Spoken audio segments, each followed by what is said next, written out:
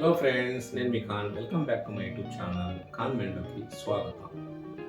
Present జనరేషన్లో betting apps and credit card లోన్లు తీసుకొని పిల్లలు పేరెంట్స్కి తెలియకుండానే చేస్తున్న తప్పులు.